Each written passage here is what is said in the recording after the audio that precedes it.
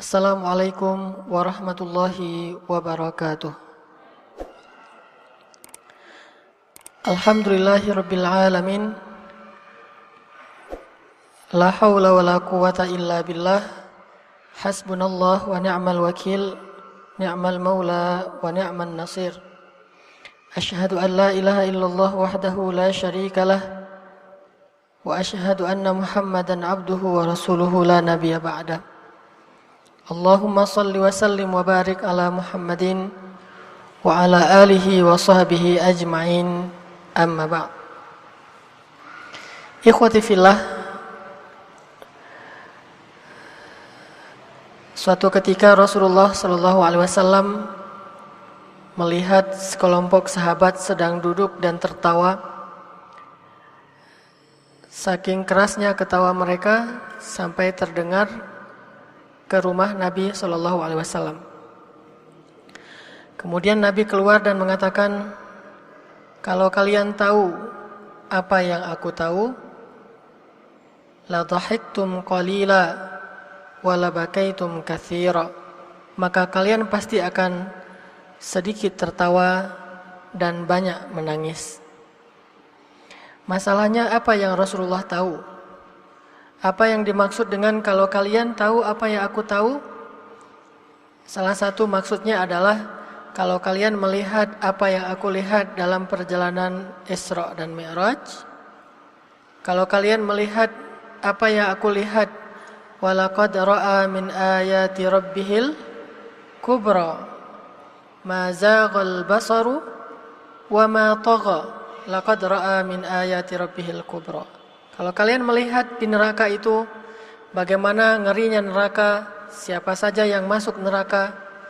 Kalau kalian tahu bagaimana sejatinya hari kiamat, bagaimana sebenarnya hari berbangkit, maka kalian tidak akan sempat tertawa. Kalau kalian tahu apa yang terjadi di dalam kubur, masalahnya kan kita nggak tahu apa yang terjadi di dalam kubur kecuali dari hadis-hadis Rasul. Seluruh makhluk Allah tahu apa yang terjadi di dalam kubur kecuali jin dan manusia. Hewan pun tahu apa yang terjadi di dalam kubur. Ada yang diazab kubur, ada yang diberikan nikmat kubur. Seperti Nabi melewati 2 kuburan di masa beliau, lalu bertanya, kuburan siapa ini? Kata orang-orang fulan bin fulan, fulan bin fulan. Lalu kata Nabi, tahukah kalian kenapa 2 orang ini diazab dalam kuburnya? Satu diazab karena innahu la yastabri min baulih. Dia enggak suci, tidak bersih ketika dia buang air. Dia buang airnya sembarangan, lalu dia bersihnya enggak sempurna, lalu dia pakai pakaian itu untuk sholat. Sementara wudunya enggak sempurna, maka dia diazab kubur. Yang kedua, namam, kata Nabi. Apa namam? Orang yang kemana pergi bawa namimah. Namam itu sifat yang namimah banget. Jadi suka membawa namimah, mengadu domba di antara manusia. Kedua orang ini diazab dalam kubur. Lalu Nabi mengambil pelepah kurma, dibelah 2. Karena belahan itu akhirnya pelepah itu jadi basah kan ya. Kayak kita membelah pelepah kelapa tuh. Pelepah kelapa kalau dibelah 2 kan basah dalamnya. Ditanamlah di 2 kubur itu. Kata Nabi, mudah-mudahan mereka akan dihindarkan atau diringankan azab kuburnya sampai pelepah ini menjadi kering. Berapa lama waktu untuk keringnya pelepah yang basah? Paling juga beberapa jam ya. Itu juga udah baik. Diringankan azab kuburnya sampai pelepah kurma ini menjadi kering. Dan seandainya kalian tahu apa yang ada di dalam kubur ini, kalian pasti tidak akan berdiam di rumah kalian. Kalian akan keluar dari rumah kalian, kemudian kalian akan sujud di padang-padang pasir dan meminta ampun kepada Allah.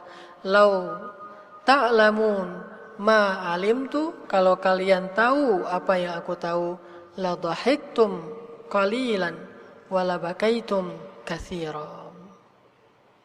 Jadi kita hari ini akan belajar tentang fikih tertawa, atau bagaimana tertawa yang dibolehkan dalam Islam dan bagaimana tertawa yang diharamkan dalam Islam. Dan apa bahayanya kalau kita banyak ketawa? Apa bahayanya kalau kita banyak ketawa? Kenapa ini penting? Materi ini paling penting di Indonesia. Kenapa orang Indonesia itu suka ketawa? Tabiat orang Indonesia suka ketawa, itu tabiat. Boleh saya ketawa? Itu tabiat orang Indonesia. Seserius-seriusnya orang Indonesia, sesensitif-sensitifnya orang Indonesia, tapi mereka suka ketawa, itu yang uniknya. Kalau pengalaman saya tinggal di Arab, orang Arab itu ketawanya itu ada tempatnya. Kalau kita udah nggak ada tempatnya, di mana-mana ketawa. Ada yang ketawanya rame-rame, ada yang ketawanya sendiri-sendiri. Ada yang ngerekam lagi ketawanya. Direkam dalam bentuk video atau dalam bentuk foto kan? Jadi ketawa itu udah, coba lihat di TV acara ketawa betapa banyak. Ketawa semuanya kan ya?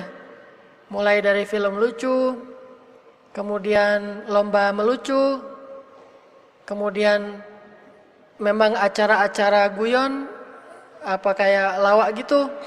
Kemudian acara dialog juga pasti ada lucunya.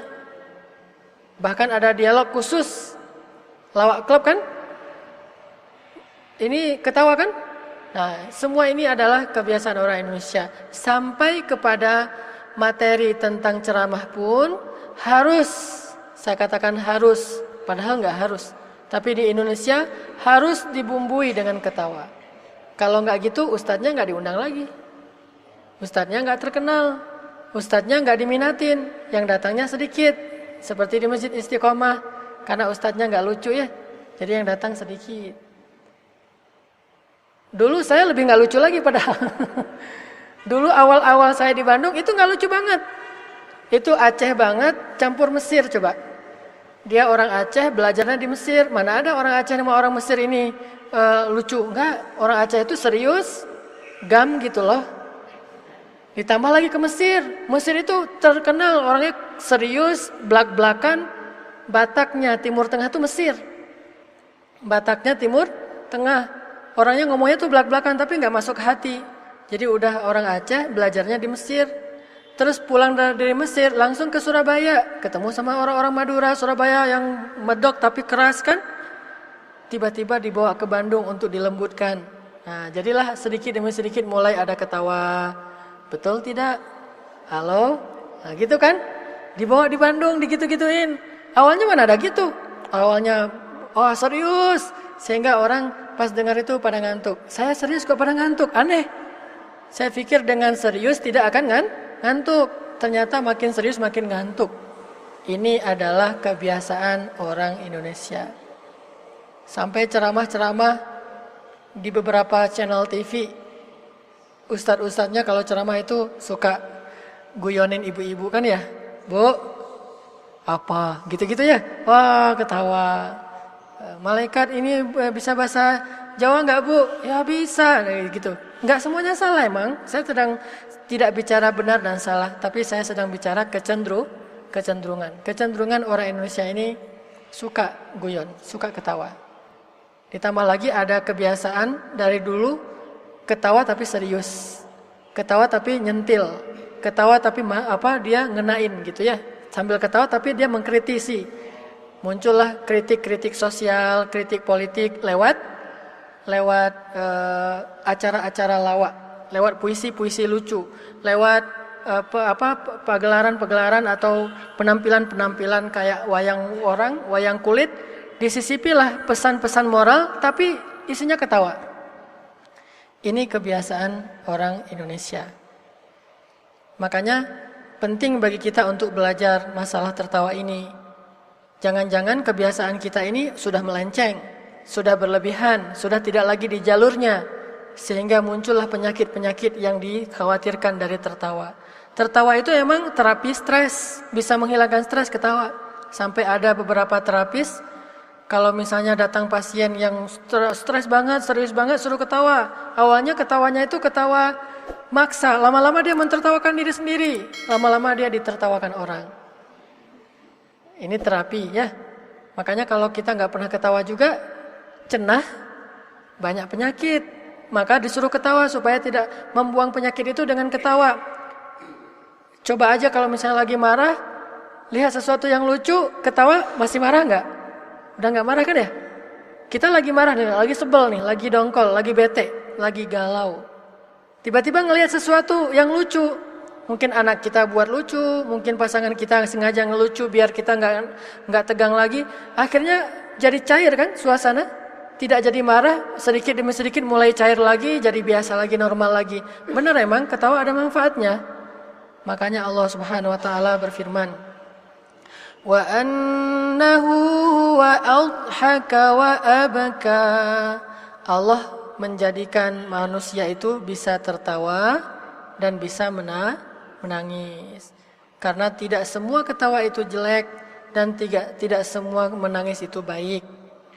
Tergantung, makanya kita perlu belajar ketawa seperti apa yang dimaksudkan masuk ke dalam kategori yang negatif. Menangis seperti apa yang masuk kategori negatif. Allah sendiri yang menjadikan manusia itu bisa ketawa dan bisa menangis. Wa annahu huwa adhaka wa abka wa annahu huwa amata wa ahya wa annahu khalaqaz zawjaini adh-dhakara wal untha. Kan ini ciptaan Allah, bisa ketawa, bisa menangis. Itu adalah anugerah dari Allah. Makanya kadang kita harus bersyukur kalau kita masih bisa ketawa. Tapi juga kita kadang juga harus bersyukur kalau kita bisa menangis. Karena justru dengan tumpahan air mata itu akhirnya terlantunlah dari lisan kita tadarru ilallah, lantunan doa-doa yang suci. Justru ketika kita bisa menangis, saat kita tertawa susah untuk melantunkan doa. Coba berdoa sambil ketawa. Susah kan? Tapi coba berdoa sambil menangis. Rabbi inni wahana al-'azmu minni washta'ala ar-ra'su shayba wa lam akun bidu'aika rabbi shaqiyya wa inni khiftu al-mawaliya min wara'i wa kanat imra'ati 'aqira fahab li min ladunka waliyya yarithuni wa yarithu min ali yaqub waj'alhu rabbi radiyya. Itu doa siapa? Ya Zakaria, inna nubashshiruka bighulamin ismuhu Yahya. Nabi Zakaria. Rabbi ij'al hadzal balada aminan wajnubni wa baniya an na'budal asnam. Apalagi ketika Nabi Ibrahim sedang ninggalin anak dan istrinya. Kan itu berat banget. Lagi benar-benar nangis kan? Nangis itu anugerah dari Allah. Allah kasih masalah supaya kita bisa nangis. Kalau kita lama nggak bisa nangis, hati kita itu gersang, nggak ada air yang menyiraminya. Butuh air mata.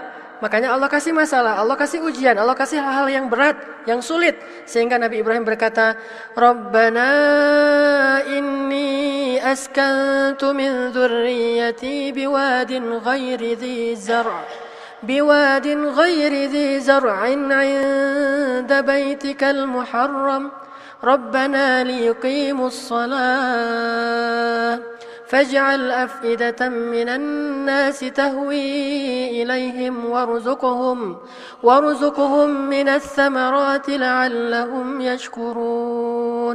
Lagi nangis tuh. Makanya baca ayat kayak gitu tuh mah jangan Rabbana, ya jangan gitu. Rabbana, gitu iramanya. Pentingnya belajar tartil, biar tahu oh ini ayat doa. Rata-rata Nabi itu kalau berdoa itu dengan khufyah, dengan rasa takut, tadarru'an wa khufyah. Sehingga ayatnya pun dibaca dengan irama tadarru'an wa khufyah. Jadi butuh air mata juga, sebagaimana juga butuh ketawa. Pegel atau kalau wajah kita ini serius mulu ya, harus disenamin, digini-giniin. Atau kalau nggak perlu dipakein tangan, lihat aja adegan lucu jadi ketawa kan ya. Salah satu adegan yang paling saya suka kalau nonton film itu yang lucu-lucu. Saya cari dulu ada cerita Bujang Lapuk. Tahu Bujang Lapuk? Itu cerita lucu Melayu di Malaysia. Atau kalau di Mesir itu ada namanya Ismail Yasin. Ismail Yasin itu mirip dengan Benyamin Indonesia, Benyamin S. Nah kalau di Mesir namanya Ismail Yasin. Itu lucu banget.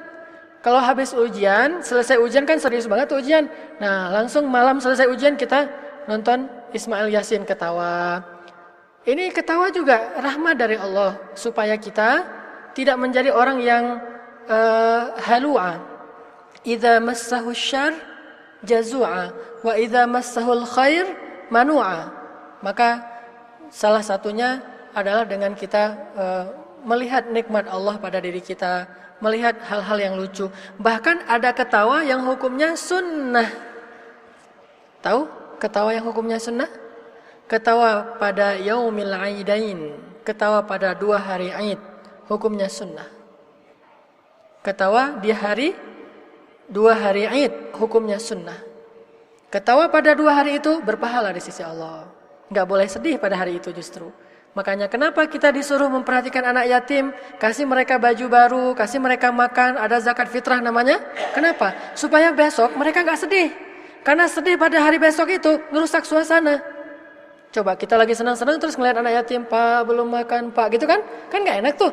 Makanya dibersihin dulu. Gimana ngebersihinnya? Bukan sweeping, bukan ada acara misalnya apa. Enggak, dibersihkan dengan fitrah. Zakat fitrah.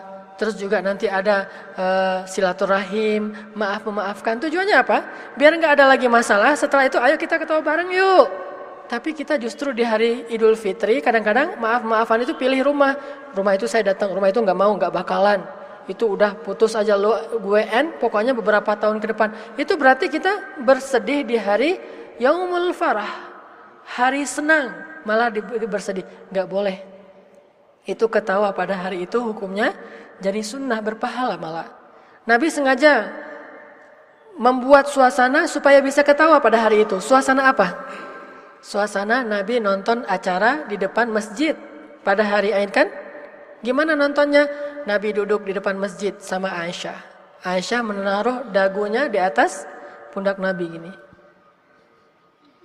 Nonton acara apa? Acara kalau di Indonesia mungkin acara lucu, acara lawak. Tapi kalau di zaman Nabi acaranya itu kayak perlombaan, terus kayak sulap-sulap, tapi bukan sulap, lebih ke trik gitu ya. Dia lempar-lempar bola gitu kan ya. Acara-acara gitu. Terus acara main dengan hewan, acara berkuda, acara memanah, lomba lari, segala macam. Ini ketawa, Nabi sengaja nonton. Bahkan ada yang bernyanyi dengan apa? Dub itu rebana gitu ya. Bernyanyi sambil memukul rebana, nyanyi. Itu Nabi ketawa. Ketawa, sahabat ketawa, Aisyah juga senyum-senyum belakang Nabi. Itu sunnah. Nabi sengaja ketawa. Al-yaum yaumul farah. Hari ini hari gembira. Jadi ayo kita bergembira.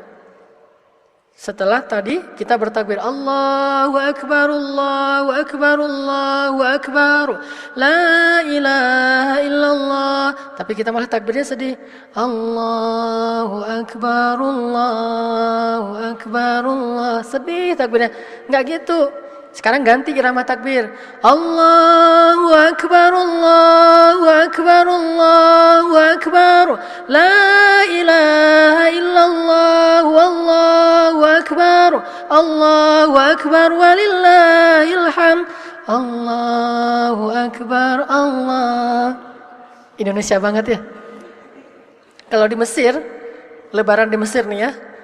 Kita malam lebaran itu habis sholat Isya, kan udah gak ada taraweh.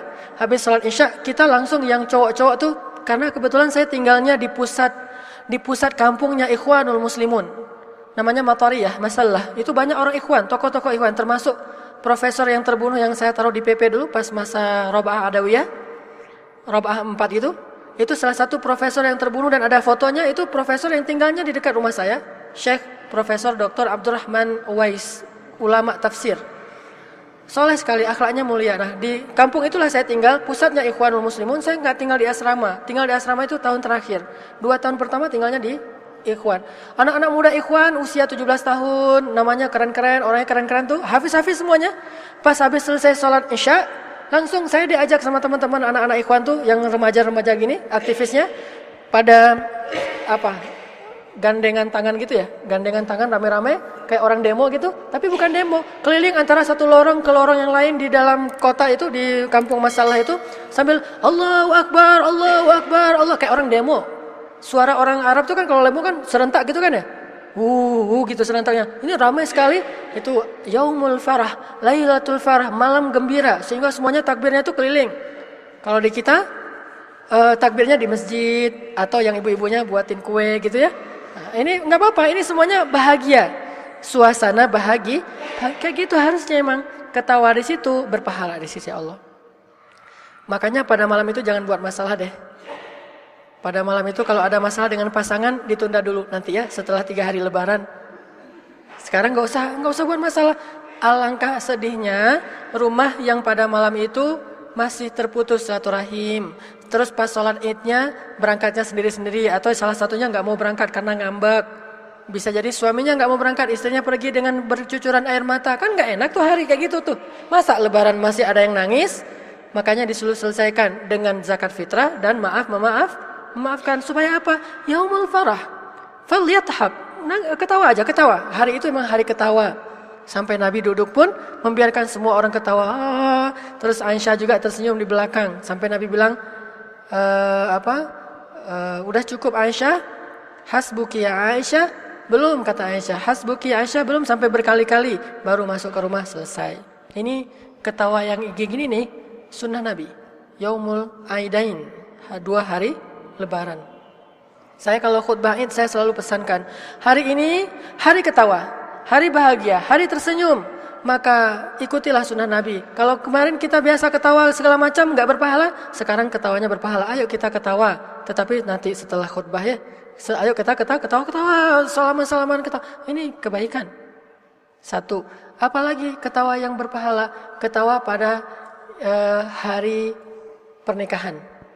Itu masa bahagiamu dukaku kan gitu. Nggak boleh gitu kan ya. Banyak kan lagu dangdut kayak gitu dulu tuh. Aku lihat janur kuning, siapa gerangan apa segala macam. Pas dia masuk ternyata dia udah menikah. Akhirnya bahagiamu dukaku. Ini nggak boleh. Karena tertawa atau tersenyum bahagia pada hari itu adalah bentuk dari ucapan selamat. Kita saling mentahniah. Apa tahniah? Saling ngucapin selamat. Saling istibsyar. Menunjukkan bahasa gembira. Sehingga kalau misalnya ada yang nikah, kita datang dengan wajah senyum kan? Emang idealnya sih acara pernikahan jangan serius-serius amat. Jangan diseriusin dengan kalau mau maaf-maafan dengan orang tua jangan pas hari itu. Hari sebelumnya.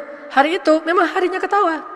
Tapi kalau dirusak dengan kan ada tuh ditalkin pakai bahasa Sunda ya. Anaknya salaman orang tua di bawah gitu, orang tuanya gini. Terus si MC-nya bilang, ibu gini, membawa suasana sedih sehingga nangis semua kan? Nggak apa-apa sih, cuma kayaknya agak-agak kurang tepat posisi tempatnya. Tempatnya bukan di situ, tempatnya sebelumnya, semalam atau kemarin. Atau mungkin bukan di situ sih tempatnya. Nanti aja pas Lebaran. Di situ emang tempatnya ketawa-ketawa. Masa itu sedih? Kenapa harus sedih? Kan udah dapat jodoh, terhindar dari banyak dosa, terhindar dari zina, terhindar dari syubhat. Sehingga kemudian juga kalau yang perempuannya udah ada yang menanggung nafkahnya, banyak kebaikan dalam pernikahan. Bahkan setelah itu Allah janjikan apa setelah menikah? Apa janji Allah bagi orang yang sudah menikah? Dikasih cinta kan? Nggak ada cinta sebelum nikah. Jadi kalau ada laki-laki bilang ke ibu-ibu atau ke akhwat, I love you, sarang heo, itu lebay. Itu hawa nafsu. Tidak ada cinta sebelum nikah. Cinta itu Allah kasih setelah nikah. Sebagaimana firman Allah, wa ja'ala bainakum mawaddatan wa rahmah. Dan Allah menjadikan di antara kalian cinta dan kasih sayang. Di antara kalian itu siapa? Suami istri. Baru dikasih cinta. Innal ladzina amanu wa 'amilus solihati sayaj'alu lahumur rahmanu wudda. Orang yang beriman, orang yang beramal soleh, Allah akan memberikan bagi mereka wudda. Apa itu wud? Sama dengan hubb, cinta. Allah Maha Cinta. Apa asmaul husnanya Allah Maha Cinta? Al-Wadud, Sang Maha Cinta. cinta. Ya wadud, adim wuddana, itu doanya. Hafal. Ya wadud, adim wuddana. Wahai maha cinta, kekalkanlah cinta kami. Abadikanlah cinta kami. Itu doa suami istri kalau udah nikah tapi ya. Kalau sebelum nikah apa namanya? Lebih banyak kalau bahasa Arabnya hawa. Hawa itu hawa nafsu. Kalau bahasa Inggrisnya desire, bukan love. Tapi desire, hasrat atau gairah atau keinginan, bukan love. Love itu enggak ada sebelum menikah, baru ada setelah menikah. Makanya pada hari menikah itu harusnya kita berbahagia. Allah sudah menjanjikan cinta nih setelah ini. Jadi yaumul farah juga, hari gembira, hari ketawa. Ketawalah di situ. Itu tidak akan mematikan hati. Ketawa pada hari Aid tidak akan mematikan hati, mengeraskan hati. Ketawa pada hari menikah tidak akan mengeraskan hati, justru berpahala ketawa di situ. Bagus justru ketawa di situ. Selama ketawanya tidak berlebihan kan ya. Tapi ketawa, dia senang-senang, dia bahagia. Itu emang saatnya seperti itu. Jangan khawatir akan, jangan banyak-banyak ketawa. Orang lagi acara pengantin, bilang jangan banyak-banyak ketawa, kita harus banyak menangis. Emang acara pengantin nangis? Acara pengantin bukan babnya nangis. Acara pengantin babnya ketawa.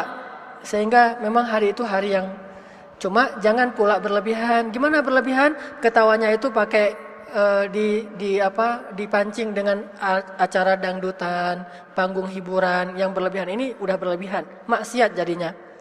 Pakai dangdutan, akan supaya senang-senang. Ya senang-senang tapi jangan berlebihan. Kalau Nabi senang-senangnya dengan cara ketawa terus bagi-bagi makanan kan? Namanya walimatul ursh. Walimah itu makan-makan, ursh itu pernikahan, makan-makan pada hari pernikahan. Sehingga orang dikasih makan masa nangis? Kasih makan senang. Apalagi kalau bisa kamu menyembelih seekor domba, minimal sembelihlah kata Nabi kan ya. Supaya apa? Supaya makannya tuh enak. Kalau makannya enak biasanya orang tuh wajahnya berseri-seri. Kalau makannya enak. Makanan enak dalam persepsi orang Arab daging.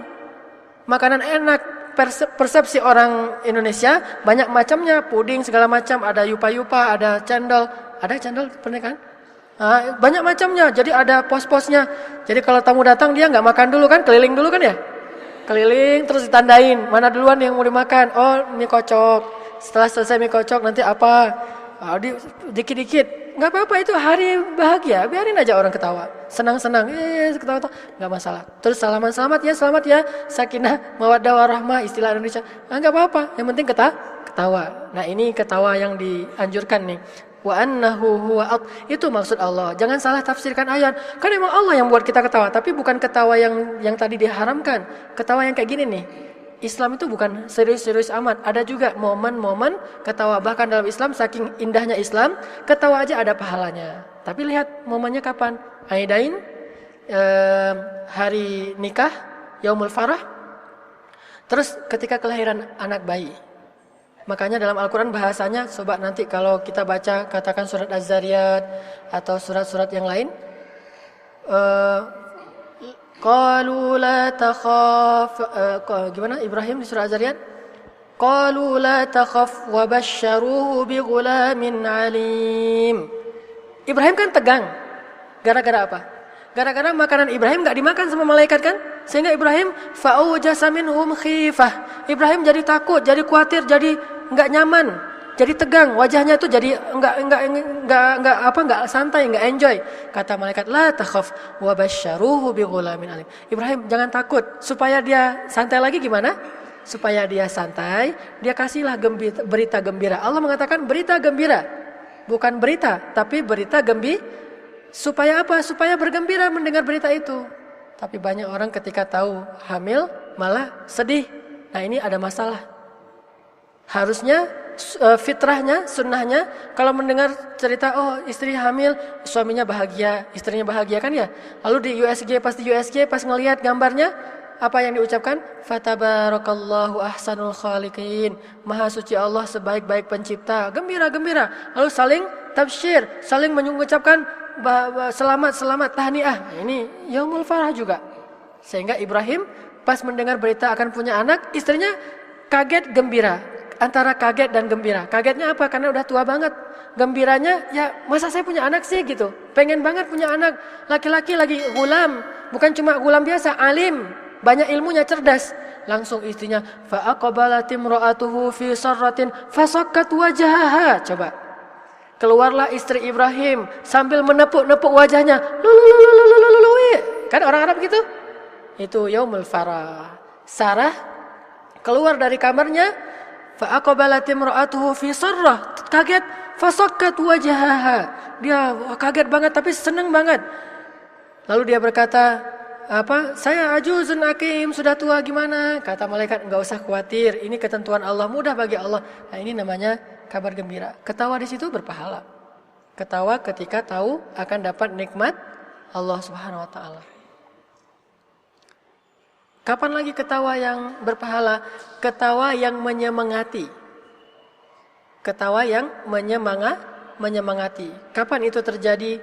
Dalam peristiwa menggali parit Khandaq. Ketika para sahabat susah payah menggali parit Khandaq. Waktu itu dalam keadaan kelaparan, lemah, dalam keadaan masih pokoknya benar-benar banyak ujian, mereka menggali parit Khandaq, kelaparan, sehingga saat mereka mengangkat batu-batu itu dengan, ada yang ngangkat itu pakai keranjang, ada yang ngangkat pakai jubah. Jadi jubahnya diginiin, diangkatkan. Jubah itu kan serbaguna ya. Bisa pakai sholat, bisa pakai untuk ngangkat-ngangkat barang kan. Itulah keuntungan pakai jubah. Jadi ngangkat barang pakai jubah, diangkat gini. Tapi saking lemahnya sahabat, sebagiannya pas ngangkat jatuh. Barangnya jatuh atau dianya yang ketimpa dengan barang itu. Dia angkat pakai keranjang terus tertimpa dengan keranjang jatuh gitu. Apa yang dilakukan Nabi dan para sahabat? Mereka tertawa untuk memberi semangat sambil bernasyid. Membuat senandung-senandung yang dibacakan dalam bentuk syair. Supaya menyemangati orang yang sedang bekerja. Gak masalah. Itu ketawa yang menyemangati. Hiburan yang menyemangati. Hiburan yang memberi spirit. Memang gak masalah kayak gitu. Makanya jangan serius-serius amat, tapi juga harus jelas. Enggak seriusnya tuh di bab mana? Ada pesan moral apa? Terus gimana caranya? Ternyata ketawanya Nabi dan sahabat melihat sahabat yang jatuh gara-gara ngangkat tadi itu, dikatakan sesungguhnya dia telah ditimpa oleh dosa-dosanya, maka bangkitlah supaya dosa itu berguguran. Oh iya bangkit. Saling tawa. Bahkan ada seorang sahabat yang paling disukai Nabi. Saya lupa namanya. Kalau nggak salah namanya itu Bashir apa Sa'id. Karena artinya dua-duanya tuh senang gitu.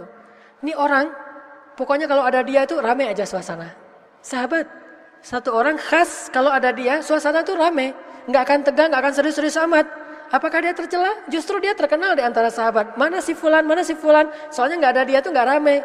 Kan ada orang yang tukang buat rame ya. Jadi ada biang kerok kan selalu ada tuh satu orang di antara satu kelompok tuh biasanya ada biang kerok. Kalau ada dia ramai aja suasananya jadi nyaman. Boleh tapi jangan berlebihan. Kadang-kadang kita berlebihan ketawa itu sampai mentertawakan aib orang lain. Kemudian memperolok-olok. Kemudian ketawanya itu ikhtilat laki-laki dan perempuan sehingga menunjukkan tidak lagi bersahaja seorang perempuan. Harusnya perempuan itu punya sifat yang bersahaja, lemah lembut. Gara-gara ketawanya kelihatan, oh ketawanya kayak gitu, jadi jelek kan? Nah ini kalau ini udah berlebihan. Sementara sahabat ada ketawa tapi caranya tuh elegan banget. Enggak mentertawakan aib orang lain. Kalau tadi jatuh bukan aib, ditertawakan supaya dia bangkit. Kalau bahasa kita sih gojol-gojolkan lah. Supaya, gitu aja gak sanggup. Kan biasa ya, wajar kayak gitu ya. Tapi kalau pernah mereka mentertawakan seorang sahabat yang tidurnya mendengkur. Siapa sahabat yang tidurnya mendengkur? Salman Al-Farisi. Dia tidur ngorok, mendengkur, diketawain sama sahabat. Turun ayat coba bayangkan. Ya ayyuhalladzina amanu jtanibu katsiran minadh-dhann inna ba'dadh-dhanni itsm wa la tajassasu. Maksud Allah yang mau ditunjukkan dengan kasus itu wala yaghtab ba'dukum ba'dha. Tapi sekalian udah turun ayat lah, kasih aja semua pelajaran suudzon, pelajaran mencari-cari kesalahan yang bernyambung dengan kasusnya. Wala yaghtab ba'dukum ba'dha. Janganlah kalian mentertawakan aib saudara-saudara kalian. Kalau kita baca tafsir asbabun nuzul ayat itu, sahabat mentertawakan Salman Al-Farisi yang tidurnya mendengkur. Enggak menyinggung aib orang lain. Enggak menyinggung ketawanya mentertawakan nasihat, mentertawakan kebenaran, mentertawakan akhirat. Enggak. Apalagi main-main dengan agama? Enggak. Dia benar-benar ketawanya ketawa yang menghibur, cukup menghibur saja, tidak lebih dari itu. Menghibur, titik. Tidak menghibur plus sindiran. Kalau kita kan ada sentilan-sentilan ya. Ini enggak. Menghibur tanpa menyindir. Menghibur saja. Kalau saya lihat dalam Islam kayaknya budaya menyindir itu hampir enggak ada. Budayanya itu terus terang. Kalau ada yang salah langsung watawasabil haq watawasabil sabr. Akhi, ini enggak boleh. Mungkin ini budaya Islam ya, bukan syariat Islam, budaya Islam. Kenapa saya bilang budaya Islam? Kebiasaan orang Arab itu enggak pakai nyindir orang Arab. Kalau disindir mereka enggak ngerti. Langsung aja ngomong ke orangnya dan dia enggak akan tersinggung, biasa aja. Budaya sindiran itu ada di masyarakat yang kita mungkin lebih lembut dan agak lebih banyak main perasaan sehingga supaya khawatir nanti dia tersinggung, ya udah disindir. Toh disindir pun tersinggung juga kan? Karena sindirannya itu udah jelas banget. Kok gue banget ya sindirannya? Kayak nggak ada yang lain, kayaknya saya banget tuh. Oh kamu maksudnya saya, akhirnya rame kan ya? Kalau di Arab tuh nggak gitu. Akhi, langsung dikasih tahu. Oh ya maaf. Kalau nanti ribut-ribut, shallu ala Nabi sallallahu alaihi wasallam, selesai. Jadi saya lihat budaya sindiran itu hampir nggak ada di Arab. Hampir nggak ada di Arab. Budaya sindiran itu lebih banyak di kita. Mereka langsung, udah gitu ketawa lagi biasa. Makanya cukup menghibur tanpa menyindir. Tanpa menggibah, tanpa memperolok orang lain, cukup menghibur atau menyemangati saja. Itu ketawa kayak gitu tuh berpahala, karena untuk kebaikan juga.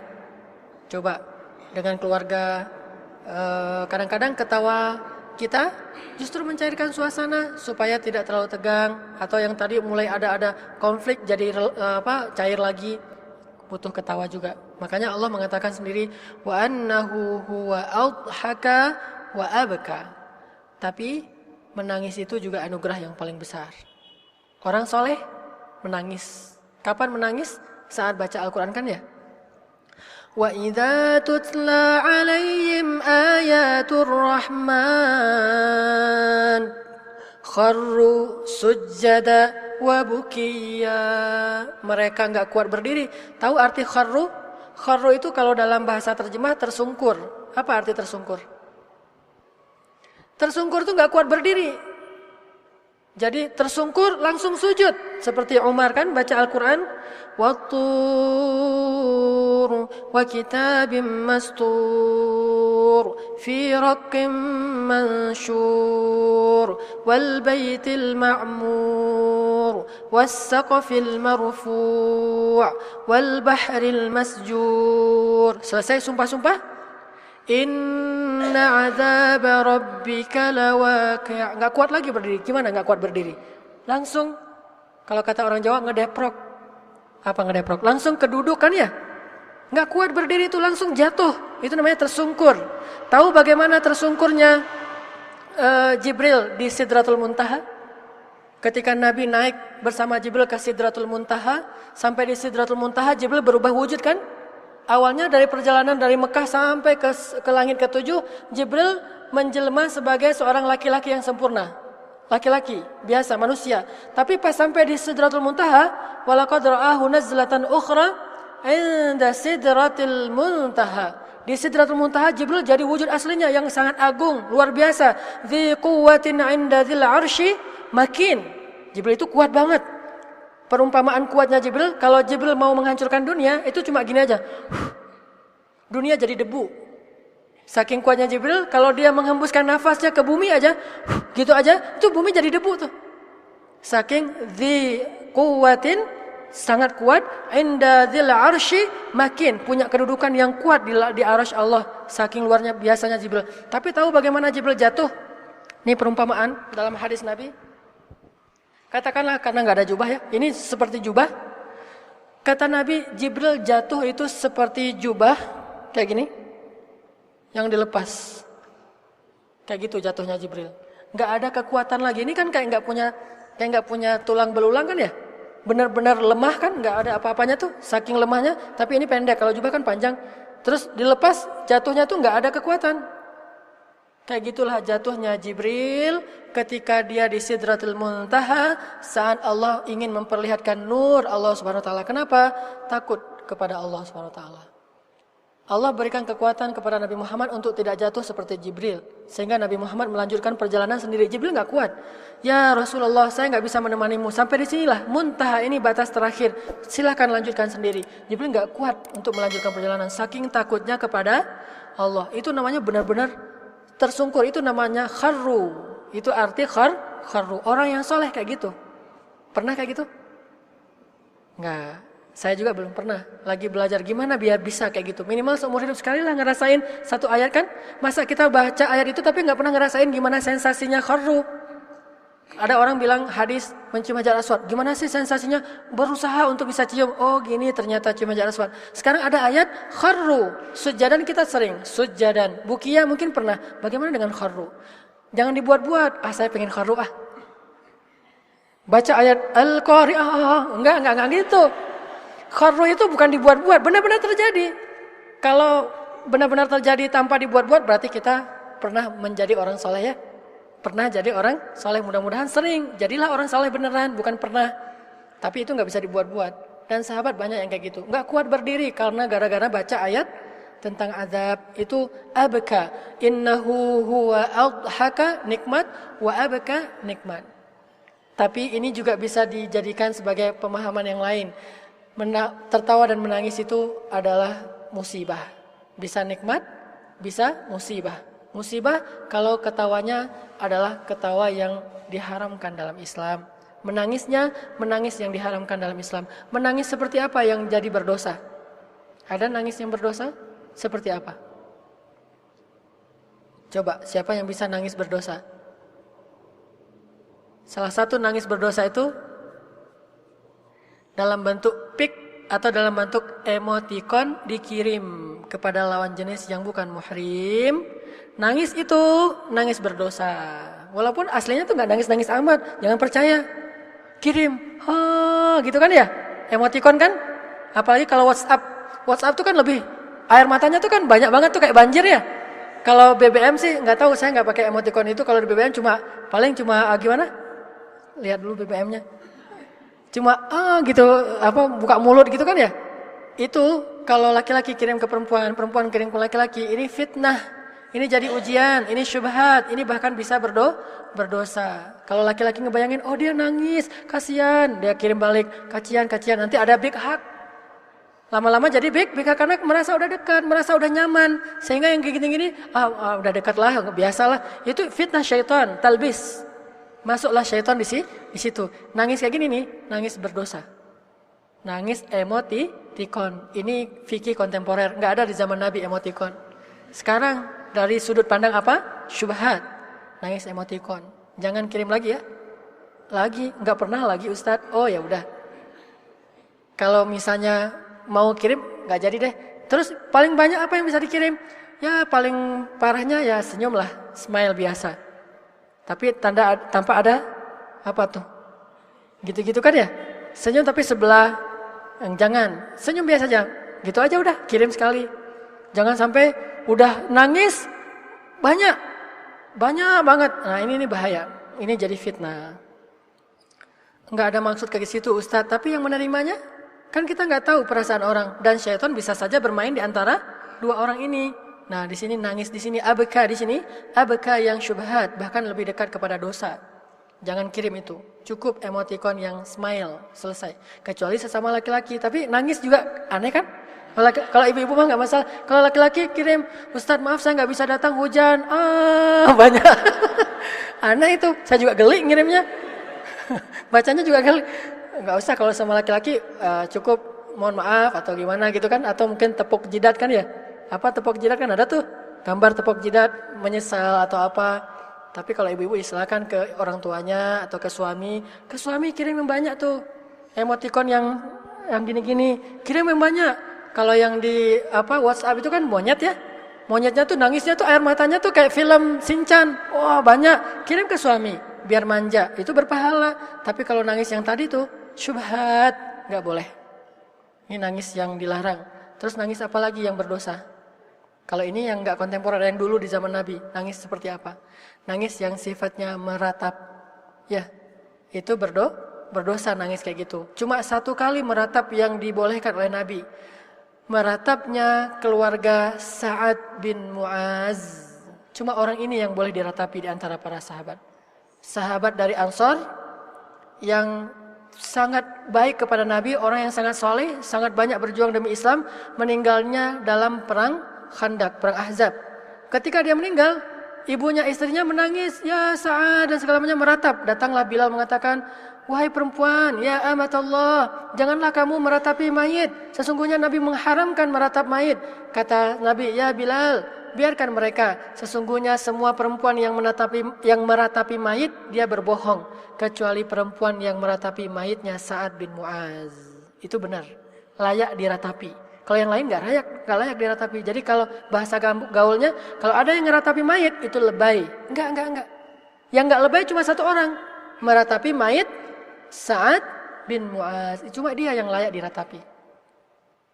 Makanya kalau nangisnya sampai meratap, gimana meratap? Kalau orang Arab itu nyabik-nyabik rambut, nyobek-nyobek baju, atau ada tradisi di Arab jahiliyah itu ngumpulin perempuan dalam satu ruangan khusus untuk nangis bareng-bareng. Oh, gitu-gitu. Ini meratapi mayit. Kalau di Indonesia mungkin teriak, kan sering tuh kejadian di TV, ngosel-ngosel, ya guling-guling lah, ngosel-ngosel di tanah gitu kan ya, guling-guling, pokoknya hilang kesenangan. Kenapa? Orang yang dia cintai dibunuh mungkin. Memang ini sedih, tetapi nggak boleh sampai kepada tingkat meratap. Itu jadi dosa nangis di situ. Makanya saya bilang tidak semua ketawa itu dosa, tidak semua menangis itu berpahala. Ada baiknya, ada buruknya. Ini maksud dari ayat wa annahu huwa adhaka wa abka. Maka kita minta kepada Allah, ya Allah, beri saya nikmat ini. Nikmat bisa tertawa yang Engkau ridhoi, nikmat bisa menangis pula yang Engkau ridhoi. Karena menangis juga banyak yang baik. Salah satunya menangis karena takut kepada Allah. Bahkan orang yang suka menangis karena takut kepada Allah itu masuk salah satu di antara 7 golongan apa? Yang dapat naungan di hari padang mahsyar kan? Sab'atun yudhilluhumullahu fi dhillih yauma la dhilla illa dhilluh. Salah satunya apa yang ketujuh? Laki-laki atau perempuan yang mengingat Allah dalam kesendirian, fafadat ainah, maka mengalirlah air matanya. Itu masuk yang ketujuh di antara orang yang dapat naungan Allah. Berarti menangis di sini sangat dianjurkan. Harus kita pernah rasain nangis kayak gini nih. Walaupun latihannya mungkin bisa lewat masalah dulu, dikasih masalah baru bisa nangis ya. Ya Allah tapi jangan dibuat-buatlah. Saya kadang-kadang kalau nangisnya dibuat-buat malah ketawa. Saya dulu di pesantren itu paling nggak bisa diajak masuk suasana. Kadang-kadang kan ada suasana istilahnya tuh muhasabah ya. Muhasabah tahunan ngumpul, terus ustadznya ya Allah gitu-gitu ya. Saya di belakang malah ketawa, terus teman-teman saya juga ketawa. Akhirnya kita nggak nangis, kita pernah nggak nangis tuh. Biar yang lain pernah nangis, tapi kita nggak nangis, cuma gitu-gitu aja. Gitu-gitu aja. Padahal kita habis itu ketawa-ketawa, bandel. Artinya nggak usah digitu-gituin juga. Sendiri baru benar. Kan hadisnya gitu kan? Yang mengingat Allah khalian, mengingat Allah sendiri. Jadi nggak perlu dibuat-buat. Mau caper atau pamer ke siapa juga, nggak ada yang lihat. Kita nangis sampai berderai air mata pun nggak ada yang tahu kan? Itu baru namanya menangis karena Allah Subhanahu Wa Taala. Kalau yang tadi menangis karena suasana, ikut acara di sebuah acara training misalnya, lightingnya bagus, banyak bintang-bintang kan ya. Terus si motivatornya atau trainernya atau mediatornya tuh buat acara renungan yang bagus. Salah satu yang gampang disentuh itu soal ibu biasanya tuh. Ibu nangis semuanya. Setelah selesai keluar dari situ udah biasa lagi tuh. Itu latihan, bukan nangis yang sebenarnya, bukan sejati. Itu latihan supaya kita bisa nangis juga. Bagus memang, tapi yang paling berpahala tadi khalian, nangisnya sendiri, nggak ada siapa-siapa, murni karena mengingat Allah, bukan karena dia ada banyak masalah. Sekarang kita lihat beberapa contoh hadis Nabi tentang larangan banyak tertawa yang negatif, kecuali tertawa yang tadi saya sebutkan. Itu pengecualiannya. La tukthirud dhahik fa inna kathratad dhahik tumitul qalb. Janganlah kalian banyak tertawa, karena banyak tertawa akan mematikan hati. Hadis riwayat Tirmidzi dan Ibnu Majah, disahihkan oleh Syekh Albani, seorang ulama hadis. La tukthirud dhahik, jangan banyak.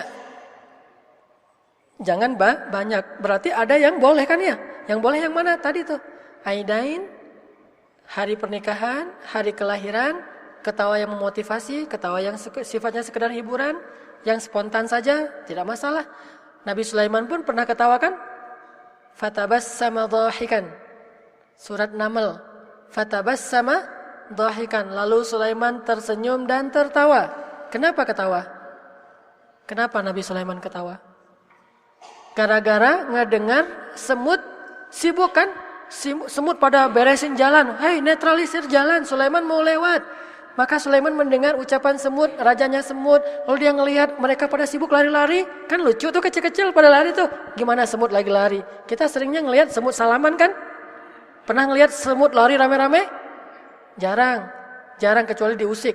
Yang sering ngelihat semut gitu-gitu ya. Sulaiman ngelihat semut itu bukan salaman, semut itu pada lari sibuk gitu. Sulaiman merasa takjub dengan pemandangan itu. Pertama bersyukur sama Allah, kedua ngelihat betapa semut ini baik-baik banget, fitrah. Dia mau ngasih jalan, padahal ini kan jalan kecil sekali. Kok kita kan punya banyak jalan lain, tapi dia kasih ngalah demi Sulaiman dan dia ingin mendukung dakwah. Sehingga Nabi Sulaiman melihat fatabassama, tersenyum. Habis itu dhahikan. Entah apa yang terjadi, pokoknya dhahikan, ketawa, bukan cuma senyum. Ini ketawa boleh. Makanya kata Nabi bukan jangan ketawa, bukan jangan banyak ketawa. Sebagian besar alasan ketawa itu enggak baik, sebagian kecilnya emang baik. La tukthiru dhahik, jangan banyak ketawa. Fa inna kathratat dhahik, kebanyakan ketawa itu tumitul qalba, bisa mematikan hati. Arti mematikan hati apa? Apa indikasi orang yang hatinya mati? Qaswatul qalb. Qaswatul qalb itu salah satu indikasinya adalah suka menunda-nunda taubat. Itu hatinya udah mati. Orang kalau udah banyak ketawa malas taubat. 2, tidak lagi berkesan dengan ayat Al-Quran. 3, susah untuk mencerna ilmu. 4, susah khusyuk dalam salat. 5, mudah berbuat dosa. 6, suka membantah. Ini semuanya indikasi hatinya keras atau sudah mati. Banyak kan?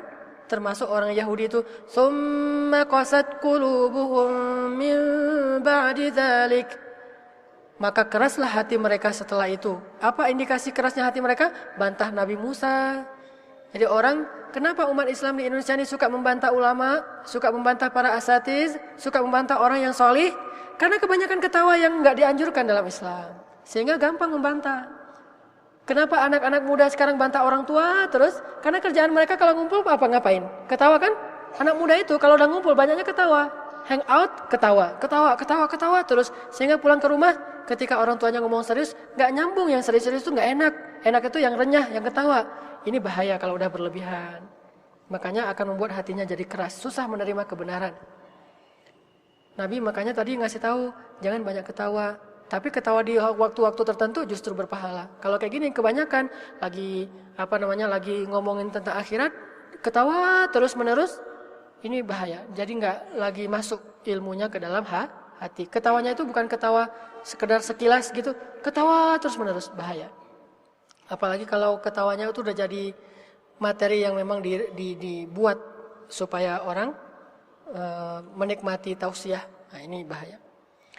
Terus dari Aisyah, Nabi SAW bersabda,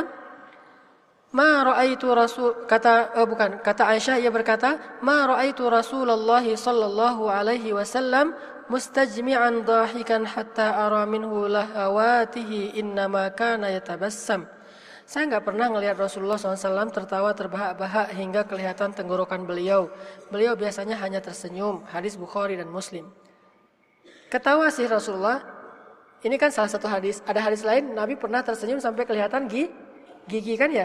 Ini kan beda-beda versinya. Artinya ketawa tapi nggak berlebihan, nggak sampai terpingkal-pingkal, sampai gimana gitu. Nggak. Itu selain mematikan hati, menjatuhkan muru'ah. Apa menjatuhkan muru'ah? Menghilangkan wibawa. Terutama nih bagi orang yang sudah usianya usia rijal, usia dewasa. Usia dewasa itu 30 sampai 40 tahun itu udah rijal. Jadi seorang laki-laki yang harusnya bijaksana kan? Kalau orang Arab untuk nambah kebijaksanaannya itu ada sunnah memelihara janggut kan ya, biar kesannya bijaksana. Kalau orang Arab tuh janggut itu bentuk bijaksana. Terus pakaian, kata Imam Malik apa? Pakaianmu membuat engkau dihormati sebelum engkau duduk. Ilmu membuat engkau dihormati setelah engkau duduk. Jadi pakaian-pakaian yang rapi, yang baik, itu membuat seseorang dihormati walaupun dia belum bicara. Ilmu membuat dia dihormati setelah dia bicara, ketahuan nih orang yang berilmu. Makanya ketawa itu bisa menjatuhkan muruah kalau berlebihan. Tapi kalau enggak berlebihan masih tetap wajar. Nabi juga tertawa.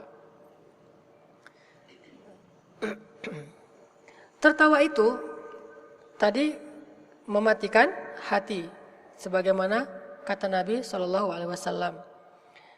Kemudian ketawa itu adalah salah satu kebiasaan orang-orang kafir. Kalau ini bukan ketawa saja, mentertawakan. Apa yang mereka tertawakan? Yang enggak boleh mentertawakan ayat Al-Quran. Jadi main-main dengan ayat, mentertawakan hadis, mentertawakan fatwa dan nasihat-nasihat, mentertawakan, enggak diseriusi. Harusnya para sahabat itu kalau mau baca Al-Quran selalu bilang, A'udzubillahi minasyaitonirrajim. Baca Al-Quran. Kenapa disunahkan ta'awuz? Fasta'iz billah, supaya enggak masuk syaitan pas kita lagi baca Quran yang mendengar. Lalu yang mendengar bilang, Shadaqallah, gitu kan? Kalau di kita kan yang membaca kan yang bilang ya, Shadaqallahul azim. Yang membaca kan, kalau di zaman sahabat yang bilang itu, yang mendengar, Shadaqallahul azim. Maha benar Allah yang Maha Agung. Jadi mereka merespon dengan tasdik, membenarkan. Itu namanya tasdik. Orang yang suka membenarkan namanya siddiq. Membenarkan itu namanya tasdik. Dia benarkan, Shadaqallahul azim. Jadi serius kalau dengan Al-Quran. Nah di kita, dengan Al-Quran pun masih bisa ketawa. Ayat Al-Quran dibacakan, tapi dia ketawa. Ini enggak boleh. Wa idza quri'al Qur'anu fastami'u lahu wa ansitu la'allakum turhamun. Gimana istima' dan insat? Istima' dan insat itu gini. Gitu. Istima' itu benar-benar masang telinga, mendengar dengan khusyuk. Insat itu diam, enggak berbicara sama sekali, bahkan enggak bergerak. Sampai ulama membuat sebuah perumpamaan, sahabat kalau dengerin Al-Quran itu enggak bergerak sama sekali, sampai kalau ada burung buat bertelur di atas kepala mereka itu bisa. Saking enggak geraknya. Coba gimana cara dengar Al-Quran? Gimana enggak ketika selesai dibaca Al-Quran langsung hafal? Dibacakan satu juz, ya Rasulullah saya sudah hafal. Kenapa? La'allakum turhamun, kan? Allah yang memberi rahmat. Kenapa kita kok enggak berkesan-kesan dengan Al-Quran? Karena Al-Quran hanya hiburan. Salah. Saya pernah bilang, jangan pakai Al-Quran, bacaan Al-Quran sebagai dering HP. Itu salah, itu enggak islami banget. Walaupun kita pikir, oh ternyata dia soleh ya, deringnya aja Al-Quran. Pas ada yang telepon, Bismillahirrahmanirrahim, Alhamdulillah.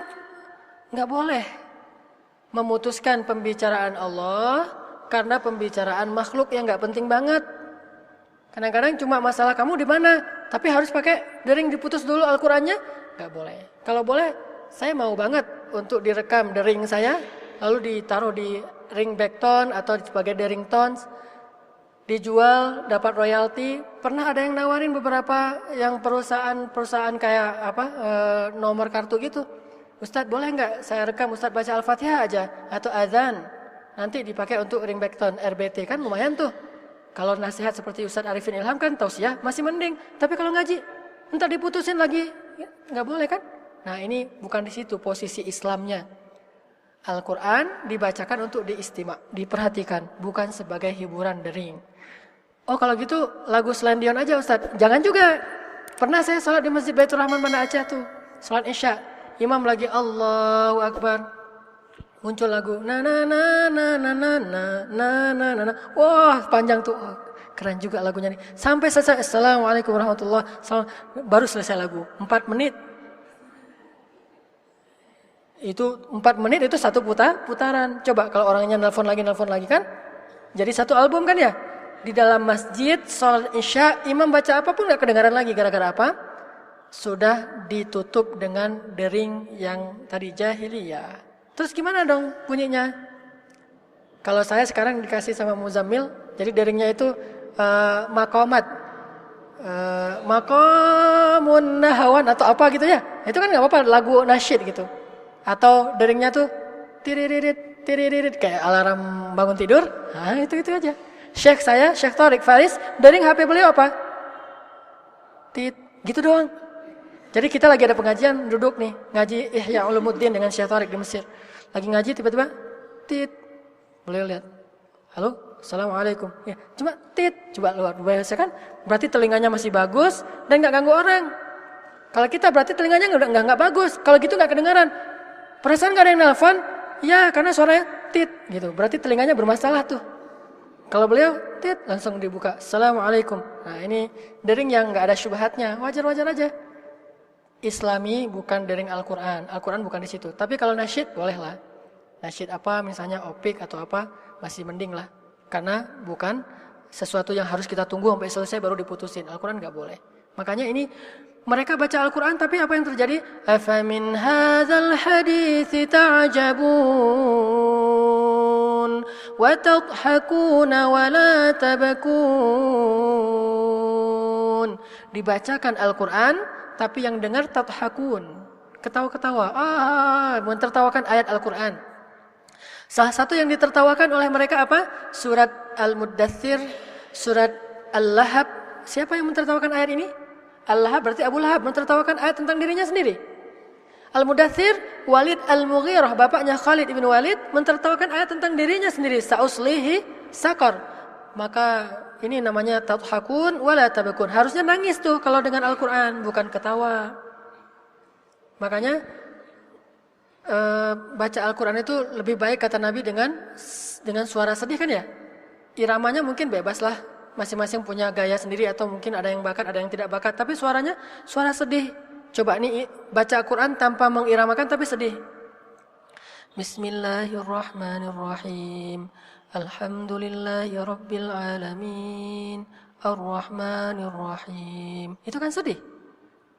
Kalau kita mau mengiramakan, boleh. Karena mengiramakan Al-Quran salah satu sunnah Nabi, taghanni bil Quran. Tapi iramanya irama Hijaz. Hijaz itu artinya iramanya orang Arab. Jangan irama kita yang dipakai kan ya. Beda-beda lagi nanti, jadi banyak banget. Irama Arab itu cuma ada berapa Muzammil? 7 ya? Hah? Nah, saya udah lupa soalnya udah lama pensiun. 7 lah kurang lebih. Nah ini aja. Tapi kalau nggak pakai irama juga bisa. Syekh Tariq Faris belajar iramanya ke saya malah. Saya belajar tahfidz ke beliau belajar iramanya ke saya. Hanan, coba udah mirip belum dengan Al-Fasi? Gimana iramanya Syekh Tariq Faris? Alhamdulillahi rabbil alamin. Ar-Rahmanir-Rahim. Maliki yaumiddin. Iyyaka na'budu wa iyyaka nasta'in.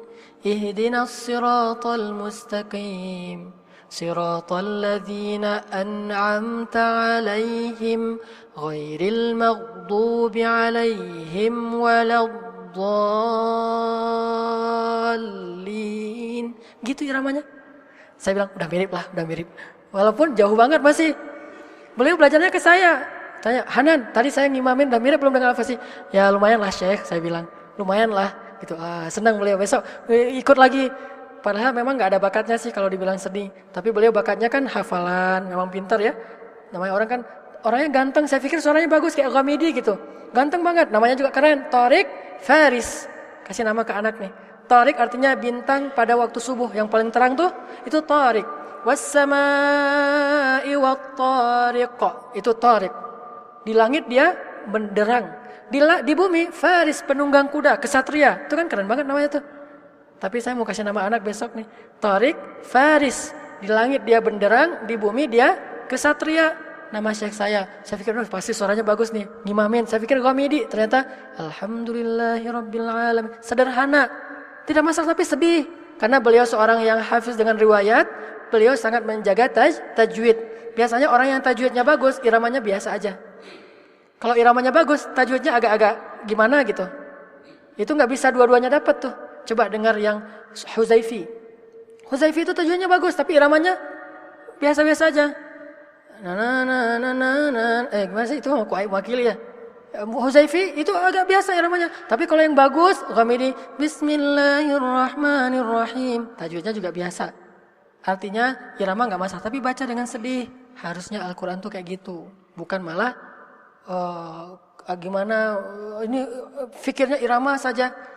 Kalau musabaqah hanya memikirkan irama saja, itu belum sampai kepada ahlul Quran. Walaupun nggak semuanya ikut musabaqah itu kayak gitu. Saya tahu beberapa yang luar biasa juga. Ini ya, mentertawakan Al-Quran atau mentertawakan nasihat-nasihat atau hadis Nabi. Fattakhadtumuhum sikhriya hatta ansawkum dzikri wa kuntum minhum tadhakun. Orang kalau udah banyak ketawa, ansaukum dzikri, lupa dengan pesan dari suatu ayat dan hadis. Kalau udah kebanyakan ketawa, pesannya jadi lupa. Kalau kebanyakan ketawa, enggak fokus lagi kepada pesan. Bahkan di surat Al-Anbiya itu, ma ya'tihim min rabbihim muhdatsin illa istama'uh wa hum yal'abun lahiyatan qulubuhum. Mendengar Al-Quran itu sambil main-main sehingga hatinya menjadi lalai. Ini tawa yang dilarang, ketawa dalam urusan Al-Quran dan hadis. Nanti akan ada muncul kayak BBM masalah kampanye lah. Pernah dapat? Ini bukan soal berpihak ke siapa. Coba hitung nama Prabowo. Kalau A itu 1, B itu 2, C itu 3, Prabowo angka di total jadi 90. Lihat surat 90, Al-Balad, negeri. Berarti Prabowo itu kalau jadi presiden, negeri kita jadi makmur. Jokowi kalau dikumpulkan ayatnya suratnya mutaffifin, orang-orang yang curang. Ini enggak boleh. Ini bukan sekedar black campaign kepada salah satu pasangan, tapi ini black campaign terhadap Al-Quran. Walaupun secara pribadi saya mendukung Prabowo, tetapi saya enggak setuju ini nih, broadcast kayak gini nih saya enggak setuju. Kenapa? Karena dia membawa-bawa Al-Quran, enggak boleh. Kalau udah kayak gini saya harus bicara, walaupun tetap ini menguntungkan yang saya dukung, tapi saya nggak setuju. Tetap ini merugikan yang lebih saya dukung daripada Prabowo. Siapa yang saya lebih dukung daripada Prabowo? Al-Quran, As-Sunnah. Seandainya ada yang menghafal Quran, pasti saya dukung tuh. Kayak Muhammad Mursi misalnya, Ismail Haniyeh. Cuma kan nggak diangkat ya. Yang udah hafal aja jadi nggak jadi lagi tuh. Ustaz Abdul Aziz Abdul Raus tahu? Seorang ulama hafiz Al-Quran di Bandung yang buat Qiyamul Lail 3 juz semalam di Masjid Habibur Rahman. Beliau tahun ini nggak dapat lagi sebagai anggota dewan. Yang hafiz saja copot ya. Maka ya udahlah, apa yang ada terbaik. Tapi yang paling saya dukung siapa? Allah dan Rasulnya. Sehingga nggak boleh gara-gara ini akhirnya menghalalkan segala cara. Ini nggak salahkan siapa-siapa. Mungkin ada orang yang iseng, yang kurang ilmu. Nah ini akan tersebar nih. Bukan hanya dalam masalah kampanye, masalah dulu Padang, gempa di Padang, masalah WTC 911, surat 9 juz 11, jadilah 911 ayat 109, nomor flag 109. Ala syafa jurufin harin, bangunan yang runtuh di tepi jurang. Oh ya, bangunannya runtuh. Nama jalannya tuh George Har, jurufin har. Bahasa ayatnya katanya George Har. Semuanya isu, cenah semuanya.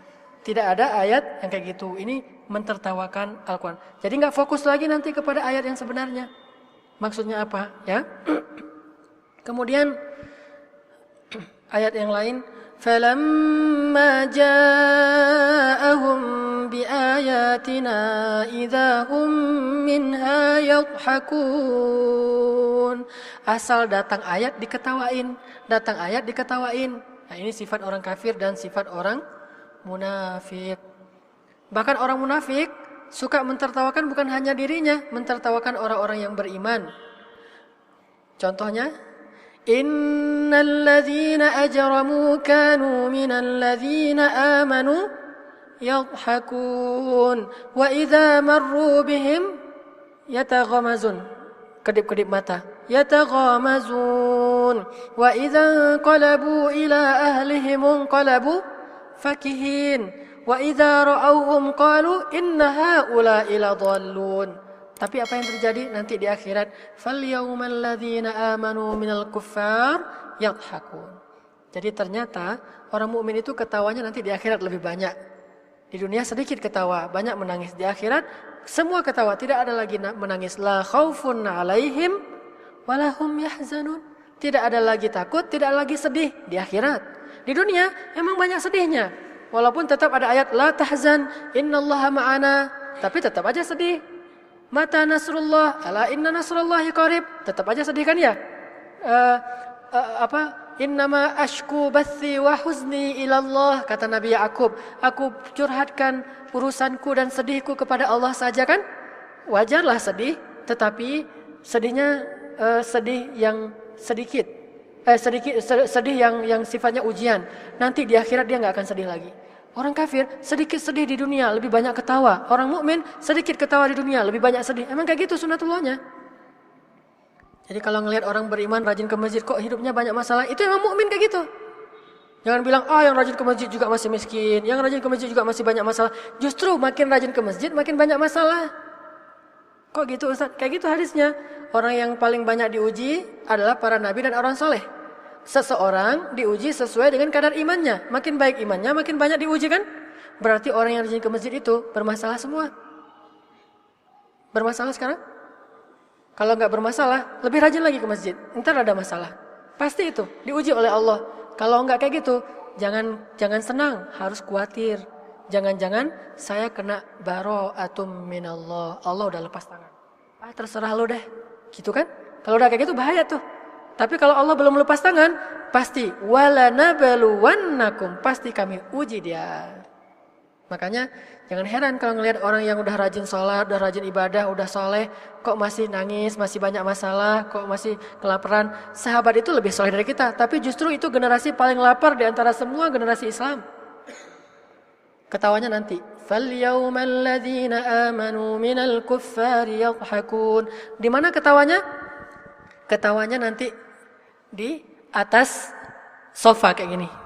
Alal araiki yanzurun. Araik. Apa araik? Jamak dari arika. Ada yang belajar bahasa Arab? Arika itu artinya sofa. Araik, sofa-sofa. Mereka duduk di atas sofa-sofa sambil ngelihat sambil ketawa-ketawa. Di situ nanti baru ketawa. Kalau di surat At-Tur itu yatanaza'una fiha ka'san la laghun fiha wa la ta'thim. Saling berbagi-bagi gelas.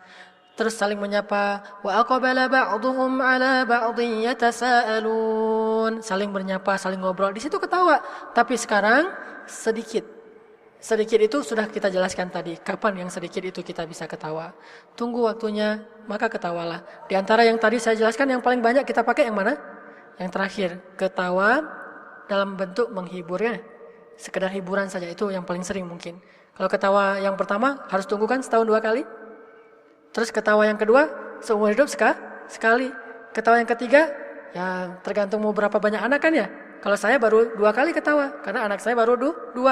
Kalau yang keempat, itu bisa sering mungkin. Cuma jangan berlebihan. Itu ya, itulah yang dimaksud dengan ketawa menurut Al-Quran dan Hadis. Mudah-mudahan kita bisa lebih bijak dalam masalah ini. Sehingga ketawa kita berpahala dan menambah iman. Nangis kita menambah iman dan menambah dekat pada Allah. Bukan sebaliknya. Barakallahu li walakum. Wassalamualaikum.